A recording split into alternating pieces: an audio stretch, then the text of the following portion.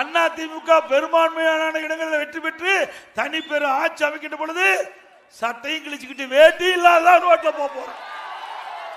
அதுதான் நடக்கும். ஸ்டாலின் அவர்களே, எங்களை குறைத்து மதிப்பிடாதீங்க. எதை எடப்பாடி பழனிசாமி கிராமத்திலிருந்து வந்தோமே நாம அப்படியே தூக்கி எரிஞ்சலாம்னு நினைச்சிடாத. 4 ஆண்டு 2 மாத காலம் சிறப்பான ஆட்சி கொடுத்த அரசாங்கம் அம்மா அரசாங்கம். எந்த இடத்துக்கு தமிழ்நாட்டில் எந்த மூல முடுக்கு எந்த இடத்துல போய் நீங்க கேட்டாலும் மக்களை அண்ணா திமுக ஆட்சி சிறப்பான ஆட்சி, திமுக ஆட்சி மோசமான ஆட்சி.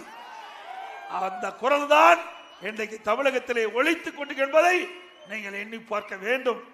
அது மட்டும் இல்ல, ஸ்டாலின்னா குடும்பம், குடும்பம்னா ஸ்டாலின். குடும்பம் தான் முக்கியம், மக்களை பத்தி சிந்திப்பதே கிடையாது.